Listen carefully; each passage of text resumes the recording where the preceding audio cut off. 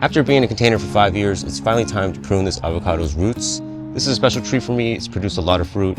It's grown exceptionally fast, so it's crucial we follow these 6 steps to root pruning that I'll go over right now. So let's get started. Strip the canopy back. When we prune the roots, we reduce the root mass. And when the root mass is reduced, it's harder to support the growth up top. So I'm very careful with the way I prune. I take a little bit here, snip, snip. A little bit here, snip, snip, snip.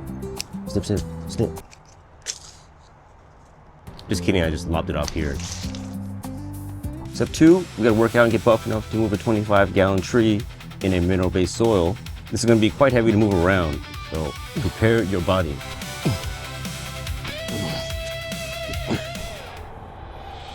Luckily for me, I've been training years for this. For grow bags, it's hard to slide the bags off of even smaller sized trees. So for a 25-gallon one, better off not even trying. Just cut it off. Bam! Step 3 is to remove the tree from the pot. Grow bags are hard to remove without destroying the pot, which is one of the reasons why I don't like using them. So I just cut it open. Now we'll take a look inside and prune off the roots.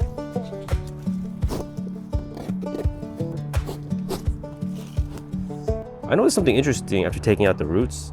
First, there weren't as many roots as I thought there'd be.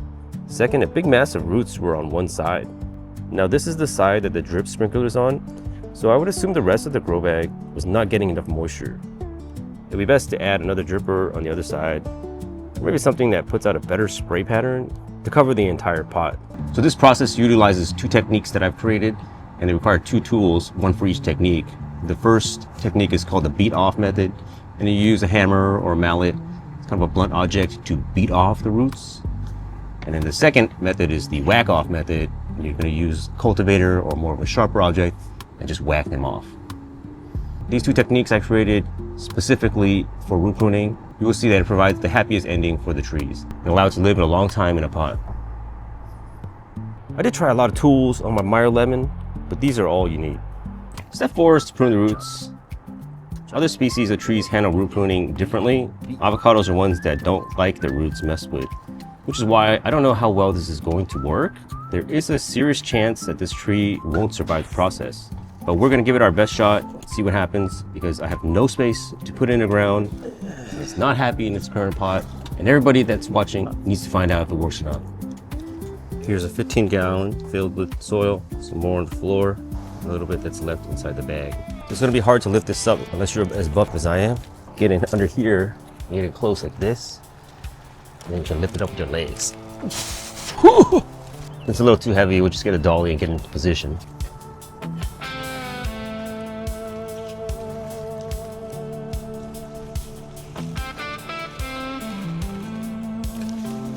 This gives you an idea of how much we've reduced the root mass. This is the original pot that was in, these 2 on the sides. And I would say it's more than a third that we reduced down. Step 5 is to repot. I mentioned earlier how I don't like grow bags for various reasons. They are hard to water, not really reusable, hard to move, and they get all mossy and gross outside. So for this tree, we're gonna put it back into the same grow bag. It's a new one. The main reason is because it'll look better than some random plastic pot, since all my other ones are in grow bags. Same brand and same model. In all seriousness, you should see better overall growth in grow bags, since the roots can get more oxygen. The trade-offs are the ones I mentioned before. The roots can also get cooler than with a plastic pot. Plastic will keep them warmer generally, but can also get them too hot. So growing plants can be as complicated as you make it. To wrap it up, we add some fertilizer, a little bit of Osmocote Plus, and some organics. As usual, I also add water solubles like Jax or Foliage Pro whenever I remember. Step 6 is to shade and wait. I opted for no shade because it is survival of the fittest gardening out here. Either way, there's not much to do but to wait for it to bounce back and recover. If you have more severe weather, it's a good idea to provide cold weather protection from frost or shade for the heat.